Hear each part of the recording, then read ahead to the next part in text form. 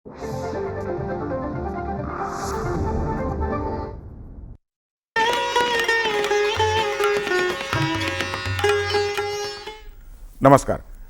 जनसमर्पित या कार्यक्रमात आपल्या सगळ्यांचं हार्दिक स्वागत.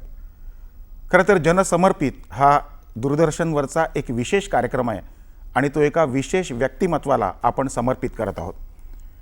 खरं तर आमच्या देशामध्ये या देशाला योग्य मार्गावर ठेवण्यासाठी मार्गदर्शन करणाऱ्या विचारवंतांची काही कमी नाही. अगदी प्राचीन काळी ऋषीमुनी विद्वानांनी जे काम केलं तेच काम आजपर्यंत अनेक विचारवंत करत आहेत. पण विशेषतः गेल्या शतकामध्ये समाजासाठी असं काही प्रबोधनात्मक कार्य करणाऱ्या विचारवंतांची कधी नव्हे इतकी जास्त गरज आज भासते आहे. ह्याच विचारवंतांच्या मांदियाळीतलं एक ठसठशीत नाव म्हणजे पंडित दीनदयाळ उपाध्याय. 25 सप्टेंबर हा पंडित दीनदयाळ उपाध्याय यांचा जन्मदिवस. हा जन्मदिवस आपण अंत्योदय दिवस म्हणून साजरा करतो. काय होते नेमके पंडितजींचे विचार? त्यांच्या चिंतनातून निर्माण झालेल्या विचारांचं आजही तितकंच महत्त्व आहे का?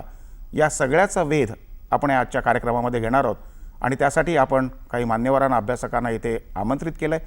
त्यापैकी एक आहेत प्रकाश भातंब्रेकर, साहित्य अनुवादक आहेत.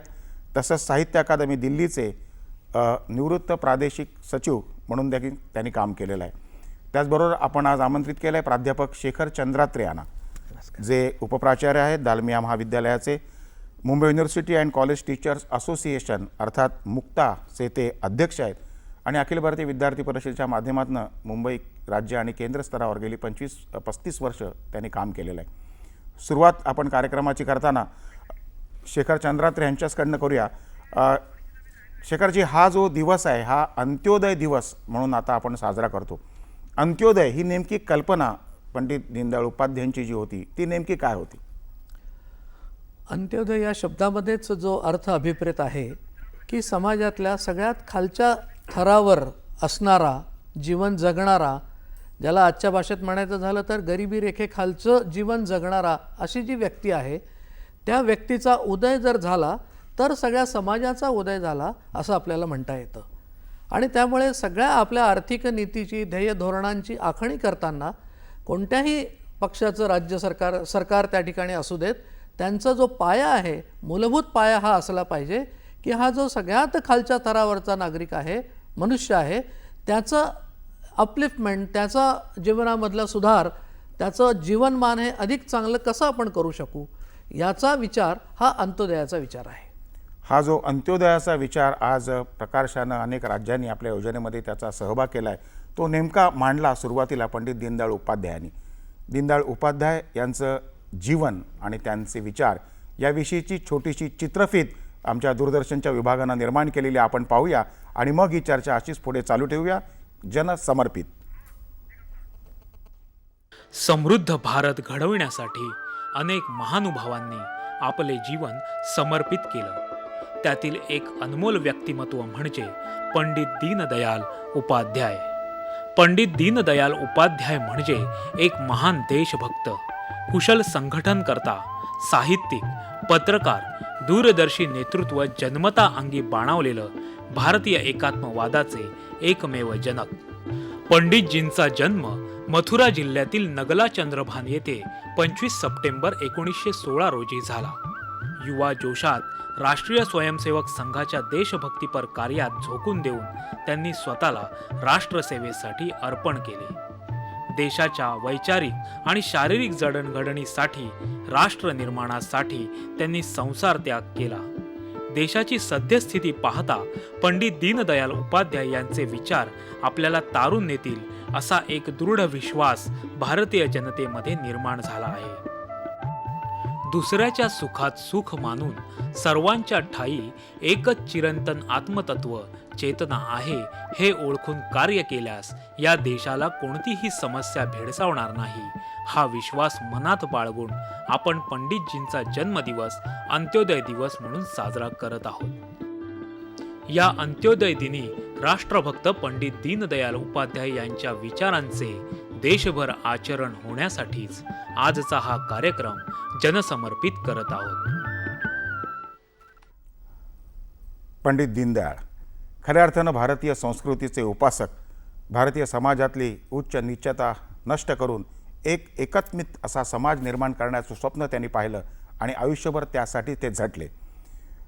या चित्रफितीत उल्लेख झाला की राष्ट्रीय स्वयंसेवक संघाच्या मुशीतून त्यांची वैचारिक जडणघडण झाली आणि मग जनसंघाच्या कार्यात झोकून दिल्यानंतर त्याला एक वैचारिक बैठक प्राप्त झाली. त्यांची नेमकी जडणघडण काय होती हे आपण प्रकाश भातंबरेकरांना विचारूया. खरं म्हटलं तर दीनदयाळ उपाध्याय बाळपणापासूनच अत्यंत प्रखर बुद्धीचे मेधावी असे विद्यार्थी होते. पित्याचं आणि आईचं लवकरच निधन झाल्यामुळे आजीच्या आणि मामाच्या प्रेरणेप्रमाणेच त्यांचं पुढचं शिक्षण झालं आणि प्रत्येक शिक्षणाच्या टप्प्यावरती त्यांनी आपल्या बुद्धीची चुणूक दाखवून दिली. राजस्थान बोर्डामध्ये ते 10वीत सर्वप्रथम आले. सिकरच्या महाराजांनी त्यांना सुवर्णपदकं दिली, 100 रुपयाची बक्षिसी दिली आणि त्यानंतरसुद्धा पुढच्या शिक्षणासाठी ते पिलानीला गेले. तर पिलानीला घनश्यामदास बिर्ला यांच्या संस्थेमध्ये सुद्धा त्यांना शिष्यवृत्ती मिळाली आणि त्यानंतर पुढे ते BA साठी कानपूरला गेले, MA साठी आग्र्याला गेले. हे सगळं झालं. पण त्यानंतर कानपूरला असताना बळवंत महाशब्दे यांच्या संपर्कात ते आले आणि त्यामुळे जे त्यावेळच्या जनसंघाशी किंवा राष्ट्रीय स्वयंसेवक संघाशी त्यांचा संबंध जुळून आला आणि नंतर नानाजी देशमुख, भाऊराव देवरस ह्या महान विभूतींच्या संपर्कामध्ये ते आले. असे मित्र त्यांना लाभले आणि त्यामुळे संघाची बैठक पक्की झाली. आणि ज्यावेळेला मला असं वाटतं की डॉक्टर श्यामाप्रसाद मुखर्जींनी राष्ट्रीय स्वयंसेवक संघाचे सरसंघचालक गुरुजींना सांगितलं की आपण राजकारणात उतरलं पाहिजे, तेव्हा गुरुजींनी स्पष्ट सांगितलं की संघ राजकारणात उतरणार नाही, पण मी तुम्हाला 2, 4, 5 माणसं अशी देतो की जे राजकारणाची नवीन जडणघडण करू शकतील. त्यामध्ये दीनदयाळ उपाध्याय, अटल बिहारी वाजपेयी, नानाजी देशमुख आणि इतर असे 5 जण त्यांनी दिले आणि श्यामाप्रसाद मुखर्जींचा शब्द त्या 5ही जणांनी खरा करून दाखवला. श्यामाप्रसाद म्हणाले होते की असे मला 2 दीनदयाळ जर मिळाले तर ह्या देशाचं चित्र मी संपूर्ण पालटून टाकेन. आणि खरोखरच आपण पाहतो की देशाचं चित्र पालटून टाकणारी क्रांती दीनदयाळजींनी जो पाया घातला जनसंघाच्या रूपाने त्यांच्या विचारातून झालेली आहे. खरं आहे, दीनदयाळजींचं हेच वैशिष्ट्य होतं की त्यांची जी काही त्यांना जे काम सोपवलं होतं ते करताना त्यांनी नुसतं अंधपणे ते काम केलं नाही, तर त्याला एक विचाराची बैठक दिली. ते सतत चिंतन करत असत समाजामध्ये काय घडते आणि मुख्य म्हणजे आपली मूळ संस्कृती काय आहे आणि त्या संस्कृतीचं आजच्या समाजासाठी कशी सांगड घालता येईल याचा ते विचार करत होते. आणि त्यातनं त्यांची एकात्म मानव दर्शन नावाची एक नवी संकल्पना पुढे आली. शेखर चंद्राद्री साहेब, ही नेमकी संकल्पना कशी सांगता येईल? ते ज्या काळात त्यांनी आपले हे विचार प्रस्तुत केले, मांडणी केली, त्या काळामध्ये जगामध्ये एका बाजूला साम्यवादी विचारांचं प्राबल्य होतं आणि अनेक राष्ट्रांमध्ये साम्यवादी विचारांची सरकारं काम करत होती. दुसऱ्या बाजूला भांडवलशाही विचार मानणाऱ्या अशा प्रकारच्या शक्ती त्या देशामध्ये कार्यरत होत्या. आणि या दोन्ही विचारांनी खूप वर्ष प्रयत्न केल्यानंतरही लक्षात असं आलं की मनुष्य जीवनाचा जो हेतू आहे सुखप्राप्ती, ती काही या दोन्ही विचार प्रणालीतून होईना असं अनुभवाला आलं. एका विचारसरणीमध्ये व्यक्ती स्वातंत्र्याचा अतिसंकोच केला गेला, तर भांडवलशाही याच्यामध्ये व्यक्ती स्वातंत्र्याचा अतिविस्तार. अशा अर्थाने मनुष्य जीवनाला यातून काही समाधान मिळत नाही आणि त्यामुळे जगभरच्या विचारवंतांमध्ये काही तिसरा पर्याय असू शकतो का, असा एक शोध, एक उत्सुकतेपोटी सुरू झाला.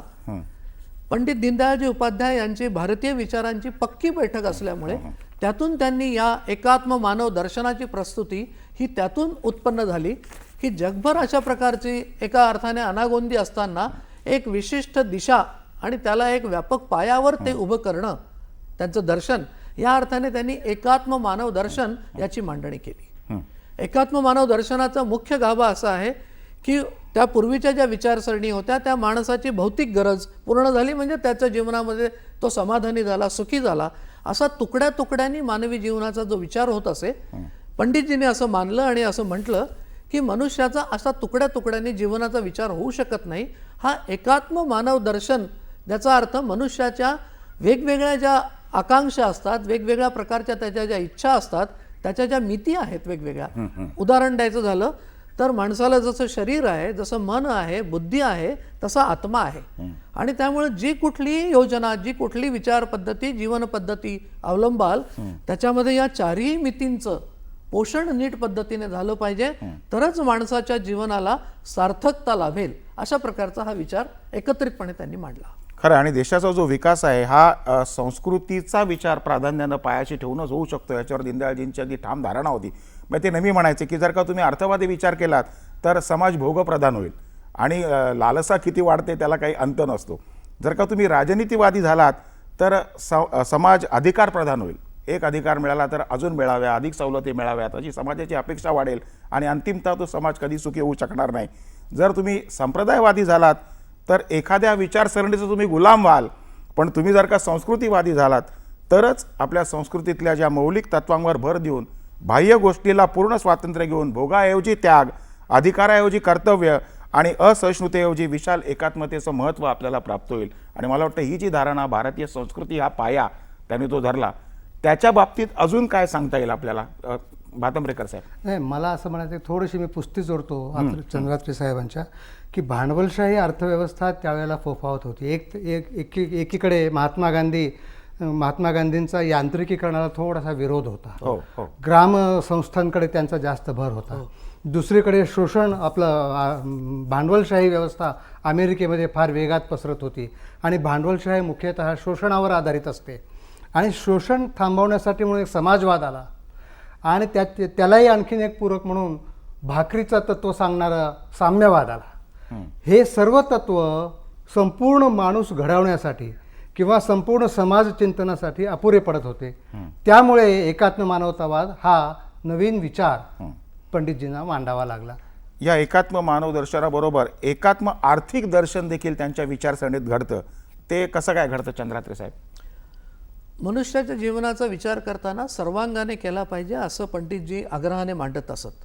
आणि त्यामुळे त्यांनी उदाहरणं देताना पुन्हा एकदा मी थोडंसं हे जे 4 मिती मनुष्याच्या त्यांनी मांडल्या, जसं अतिशय उत्तम सुग्रास पक्वान्नांचं आपण सेवन केलं तर आपल्याला शारीरिक तृप्ती मिळते.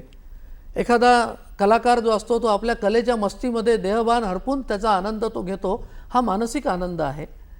आर्किमिडीज सारख्या एखाद्या शास्त्रज्ञाला अत्यंत गूढ अशा प्रकारचं एखादा शास्त्रीय प्रश्न जेव्हा झटकन सुचतो एका उन्मनी अवस्थेमध्ये, तो जो मिळणारा आनंद आहे तो बुद्धीचा आनंद आहे. आणि याच्या बरोबरीने हजारो वर्षांपासून आमचे वारकरी जे विठोबाच्या दर्शनासाठी जातात, ऊन पाऊस याची तहान भूक याची पर्वा न करता जातात, ते जे आहे त्याला आत्मिक सुख त्यांना लाभतं. अशा अर्थाने दीनदयाळजींनी वेगवेगळ्या पद्धतीने उदाहरणं देऊन यातला फरक आणि त्यातली एकात्मता ही स्पष्ट केलेली आहे. या सगळ्याचा विचार करताना एकात्म आर्थिक दर्शन कशा पद्धतीने आपण मांडू शकतो, त्यांचं म्हणणं असं होतं की या सगळ्या अर्थव्यवस्थेचा निकष हा मानवाचा सर्वांगीण विकास हा असला पाहिजे आणि मानवी सुख हे अर्थव्यवस्थेचं साध्य असलं पाहिजे. मनुष्य शक्ती जी आहे ती मनुष्य शक्ती या सगळ्याचं साधन मात्र आहे. आणि म्हणून मनुष्य शक्ती बेकार न ठेवता, त्यांचा यंत्राला विरोध नव्हता, परंतु तुमच्या देशामध्ये मनुष्य शक्ती जी अपरंपार आहे त्याचा योग्य पद्धतीने जर पुरेपूर उपयोग करून घेतला तर त्या काम करणाऱ्या मनुष्यालाही समाधान लाभेल आणि उत्पादनही वाढेल. आणि त्यामुळे भांडवलशाही देशामध्ये त्यावेळची जी घोषणा होती मास प्रोडक्शन, त्याच्याऐवजी पंडितजीने असं म्हटलं की instead of mass production we require production by masses. बरोबर. म्हणजे अनेक हातांना काम, हर हात को काम, अशा प्रकारची एक हर हात को काम आणि हर पेट को रोटी, हर पेट को रोटी, हर खेत को पाणी, अशा प्रकारची त्रिविध असे सूत्र त्यांनी या ठिकाणी मांडणी केली आणि ज्यातून जीवनाची सार्थकता लाभेल असं एक विश्लेषण त्यांनी या निमित्ताने मांडलं. आपण पंडित दीनदयाळ उपाध्याय यांच्या जेव्हा विचारांचा मागोवा घेतो तेव्हा असं लक्षात येतं की व्यक्ती केंद्रस्थानी मांडण्यापेक्षा त्यांनी राष्ट्र ही संकल्पना केंद्रस्थानी मांडली. प्रकाशजी, राष्ट्र आणि राज्य या संकल्पना ज्या पंडितजींच्या कल्पनेत होत्या त्या नेमक्या काय होत्या? ते उदाहरण द्यायचं झालं तर आपण आपल्या शरीराचंच देऊ शकतो. आपलं शरीर हे एकसंध असतं आणि त्याची विविध अंग असतात. प्रत्येक अंग आपापलं कार्य नेटाने करत असतं, पण आतून प्रत्येक अंग मेंदूशी जोडलेलं असतं. पायाला काटा टोचला तर डोळ्यात पाणी येतं, हात पुढे सरसावतो, हे कोणी सांगत नाही, हे आपोआप घडतं. राष्ट्राची संकल्पना ही अशी आहे. राज्य हे हात आहेत, आपले हात पाय हात अंग आहेत, आणि राष्ट्र हे मेंदूसारखं आहे आपल्या, ते एकात्मिक रूपाने काम करत असतं. राज्य बदलत असतं पण राष्ट्र बदलत नाही. आपल्या देशावरती इतकी आक्रमणं झाली तरीसुद्धा राष्ट्र हिंदुस्थान हे एकच आहे, अजूनही जिवंत आहे. देश ह्याला स्थळकाळाची बंधनं असतात, भौगोलिक सीमा असतात, पण राष्ट्राला बंधन नसतं, कारण राष्ट्रीयत्व त्याच्याशी जुडलेलं असतं. म्हणून राष्ट्र ही संकल्पना कधीही नष्ट न होणारी आहे आणि ती एका दिवसात, जसं आपण म्हणतो की मॉब मेंटॅलिटी असते, तसं नसतं. वर्षानुवर्ष जावी लागतात. त्या चिंतनातून, त्या जडणघडणीतून राष्ट्र निर्माण होतं, राष्ट्रीयता निर्माण होते आणि ही राष्ट्रीयता पंडितजींना अपेक्षित होती. खरं आहे. आणि पंडितजींचं एक कोट आहे की आम्ही भारतीय कसे आहोत हे त्यांनी त्यांच्या एका विचारधनामध्ये लिहिलं आहे. ते म्हणतात की आम्ही भारतीय भूतकाळातल्या गौरवास्पद गोष्टींपासून स्फूर्ती अवश्य घेतो, पण त्या गौरवास्पद भूतकाळालाच राष्ट्र जीवनाच्या प्रगतीचा सर्वोच्च बिंदू मानत नाही. आम्ही भारतीय वर्तमान काळाकडे वास्तववादी दृष्टिकोनातून पाहतो, पण त्याच्याशी स्वतःला जखडून घेत नाही. आम्ही भारतीय दृष्टीसमोर वैभवशाली भविष्याचं सोनेरी स्वप्न ठेवतो, पण आम्ही स्वप्नाळू नाही. आम्ही जागृत कर्मयोगी आहोत. अनादि भूतकाळ, अस्थिर वर्तमान काळ आणि अनंत भविष्यकाळ यांच्यावर विजय मिळवणाऱ्या कालजयी संस्कृतीचे आम्ही पुजारी आहोत. अशा ह्या पुजाऱ्यांबरोबर काही काळ ज्यांनी व्यतीत केला असे दी.वी. असेरकर यांच्यासारख्या ज्येष्ठ गृहस्थ आज आपल्या उपस्थित आहेत. ते पत्ररूपानं त्यांची उपस्थिती त्यांनी या कार्यक्रमात दिली आहे. जवळजवळ 8 वर्ष त्यांनी पंडितजींबरोबर एकत्रित प्रचारक म्हणून काम केलं आहे आणि आज हा कार्यक्रम होतो आहे असं कळल्यानंतर त्यांनी अतिशय मनापासून पंडितजींविषयी जे काही आपल्याला वाटतं ते एका पत्रातून व्यक्त केलं आहे. त्यांचं पत्र आणि दी.वी. असेरकर यांचं छायाचित्र आपण पडद्यावर पाहत आहेत.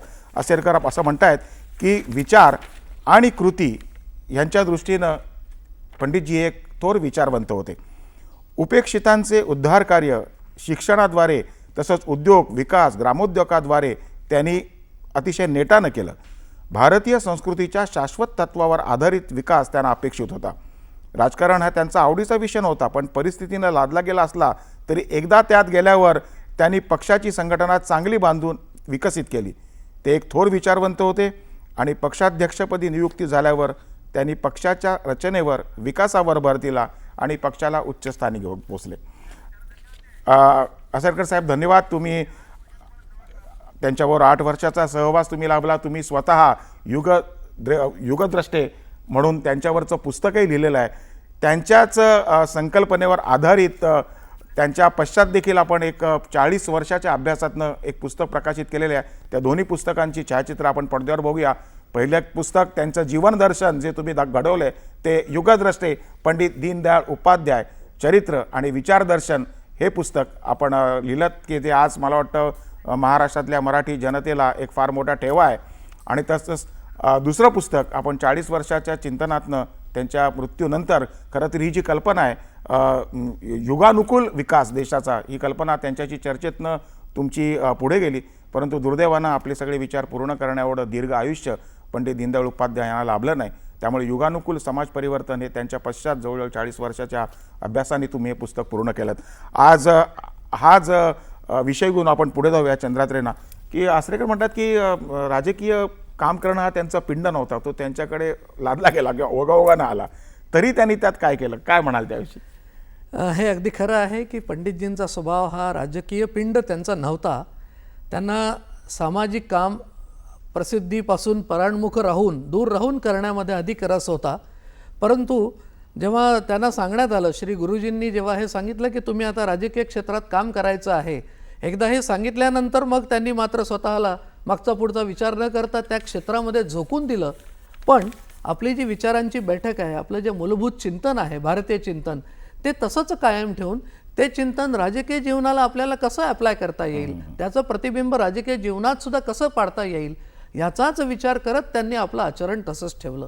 उदाहरण द्यायचं झालं तर जेव्हा त्यांनी 1952 साली जनसंघामध्ये प्रवेश केला आणि त्यानंतर त्यांच्या हयातीमध्ये 67 पर्यंतच्या ज्या निवडणुका झाल्या, रेकॉर्ड असं सांगतं की 52ला पहिल्या निवडणुका झाल्या आणि 67 सालच्या झालेल्या क्रमाक्रमाने ते ज्या पक्षाचं प्रतिनिधित्व करत होते त्या भारतीय जनसंघाचं जे पॉप्युलर वोट जे असतात ते क्रमाक्रमाने वाढत होते आणि अगदी थोडक्या अवधीमध्ये जनसंघाला त्यांनी एक अखिल भारतीय पक्ष म्हणून जनाधार मिळवून दिला. यातनं त्यांचं जे डिवोशन आहे, त्यांचे जे विचार आणि कार्यपद्धती आहे, जनसंघाला त्यांनी एक सैद्धांतिक आधार पार्श्वभूमी अशी मिळवून दिली की ज्यातून एक अत्यंत सकस अशा पायावर एक इमारत जशी उभी राहते खरंय. तशी पक्षाची उभारणी आणि विस्तार हे त्यांनी आपल्या आणि आयुष्यामध्ये केलं. हा जो एक सिद्धांतिक पाया त्यांनी दिला हो. त्याच्याविषयी एक छोटा किस्सा. एकदा तरुणांच्या बैठकीमध्ये दीनदयाळजी बोलत होते. बैठक झाल्यानंतर एका त्यातल्या कॉलेज युवकांनी त्यांना प्रश्न केला की दीनदयाळजी आपण नेमके कोण आहात, आपण गांधीवादी आहात, साम्यवादी आहात की समाजवादी आहात.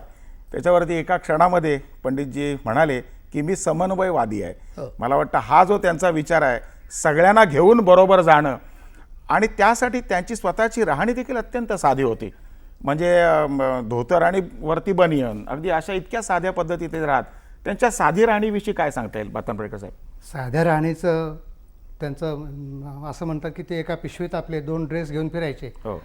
त्यांनी लग्न केलेलं नव्हतं, संपूर्ण देशाला वाहिलेले होते ते. आणि कुणीही कुठेही बोलावलं तर इतका सामान्य वाटणारा माणूस तो. कधी ट्रेनमधनं जेव्हा त्यांचा अंत झाला, दुर्दैवी अंत, तेव्हा तर कोण मेला हे 4 तासांनी लोकांना कळालं, कोणाला माहीतसुद्धा नव्हतं. इतका साधेपणा आणि इतका पराकोटीचा निस्संगपणा हा फार कमी क्वचित माणसामध्ये पाहायला मिळतो. चंद्रात्र याच विषय याला आणखीन काही जोडायचं झालं तर पुष्कळ त्यांच्या जीवनामधले अनेक उदाहरणं सांगता येतील. पण एखाद दुसरं उदाहरण सांगायचं झालं तर अत्यंत साधी राहणी याच्यावर त्यांचा कटाक्ष असायचा. कारण आपण सार्वजनिक पैशामधून आपलं जीवन व्यतीत करतो आहोत, समाजाचं काम करतो आहोत, त्यामुळे पैशाचा अपव्यय कदापि होणार नाही अशासारखं त्यांची जीवनपद्धती होती. अगदी कपड्यांकडं त्यांचं लक्ष अजिबात नसे. आपल्याकडं जे आपल्याला काम दिलेलं आहे त्या कामावर पूर्णपणे लक्ष केंद्रित करणं. एकदा असं घडलं की योगायोगाने ते ज्या गावामध्ये होते त्या ठिकाणी त्यावेळचे सरसंघचालक श्री गुरुजी आणि त्यांची त्या गावामध्ये भेट झाली. गुरुजींच्या लक्षात असं आलं की त्यांचा झब्बा फाटलेला आहे. काही न बोलता त्यांनी चौकशी केली आणि ते परत गेल्यानंतर गुरुजींनी तिथले असणारे जे शिंपी होते त्यांना बोलावून घेऊन त्यांच्या मापाचे 2 नवे झब्बे एका रात्रीतून शिवून त्यांच्याकडे त्यांना घालण्यासाठी म्हणून आग्रह केला. त्यांच्या पादत्राणंसुद्धा अतिशय झिजल्याशिवाय ते कधीही बदलत नसत. अत्यंत कमीत कमी खर्चामध्ये कशा पद्धतीने आपल्याला राहता येईल यावर त्यांचा कटाक्ष होता.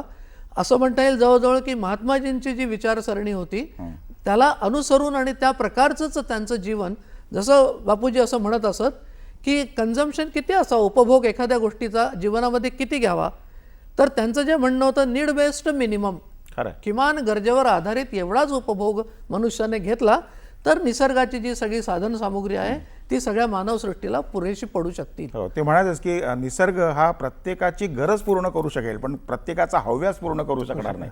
नेमका तोच विषय पंडितजींनी लोकांपुढे घेऊन त्यांनी आपल्या जीवनामध्ये तेच सगळं. आणि जसं मगाशच्या चित्रफितीत सांगितलं होतं ते जे विचार मांडत असत ते स्वतः जगत असत. आणि आपल्याकडे याला अधिक महत्व आहे. आपण जे नेहमी म्हणतो बोले तैसा चाले त्याची वंदावी पाऊले, अशासारखं एक ऋषितुल्य व्यक्तिमत्व दीनदयाळजींचं होतं असं आपल्याला म्हणता येईल.